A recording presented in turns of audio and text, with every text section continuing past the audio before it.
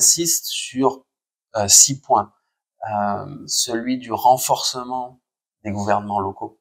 Comme je le mentionnais plus tôt, les gouvernements locaux sont probablement la bonne échelle pour pouvoir mieux traiter de ces questions-là en concertation locale et donc il est nécessaire de renforcer ces gouvernements locaux autant dans le fait qu'ils aient plus de pouvoir mais qu'ils aient plus de financement aussi, qu'ils aient une capacité de planification plus forte et qu'ils soient pas juste opérateurs de décisions qui viendraient de l'État central sans prendre en considération les particularités locales.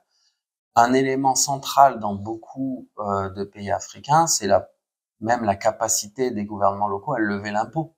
Il y a encore énormément, une grosse part de l'économie qui est informelle, et il y a une vraie difficulté pour les gouvernements locaux, y compris de lever de l'impôt, de la taxe locale.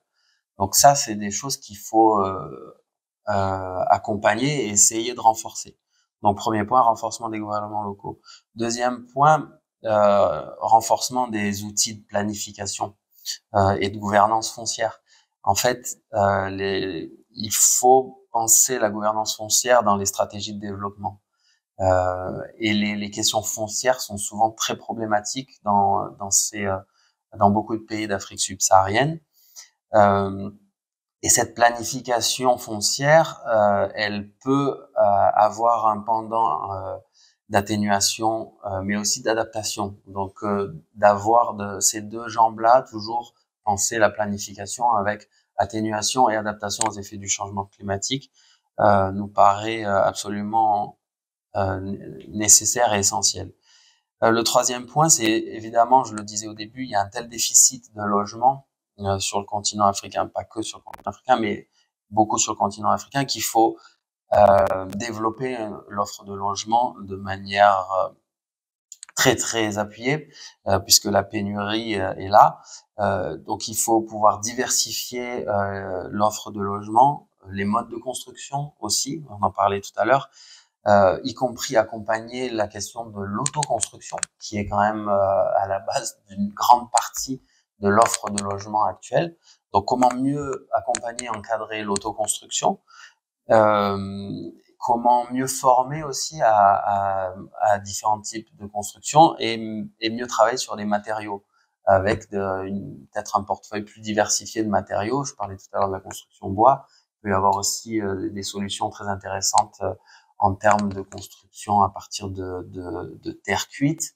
Au moment de la conférence, on a visité dans une école de Yaoundé des toilettes bioclimatiques avec des systèmes de construction inspirés de constructions traditionnelles, avec une efficience énergétique et climatique remarquable.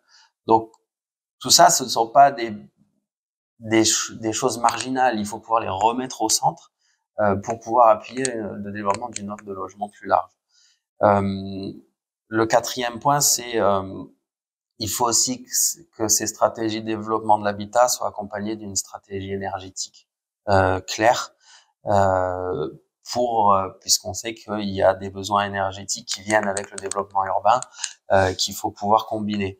Donc en s'appuyant sur plus d'énergie renouvelable évidemment, mais aussi toujours l'histoire de la décentralisation des systèmes énergétiques qu'il faut pouvoir accompagner. Et il y a aussi beaucoup d'émissions liées aux questions de chauffage et de cuisson. Il y a des solutions sur des foyers améliorés, c'est très simple, qu'il faut vraiment appuyer pour pouvoir avoir une stratégie coordonnée, énergétique et climatique au niveau urbain. Le cinquième point, c'est celui du travail sur la réduction des vulnérabilités et de remettre l'adaptation plus au centre de la planification de l'habitat. Et enfin, c'est quelque chose qu'on traite dans tout ce qu'on fait et qui est un peu un fil rouge, mais le renforcement de l'accès au financement, renforcement alors pas seulement des financements en soi, mais aussi la capacité à aller chercher ces financements, à capter du financement, y compris au niveau très local. Je parlais tout à l'heure de la question de la fiscalité locale et de pouvoir lever de l'impôt. Tout ça fait partie du renforcement des financements. Voilà pour les six points qu'on a abordés dans cette feuille de route.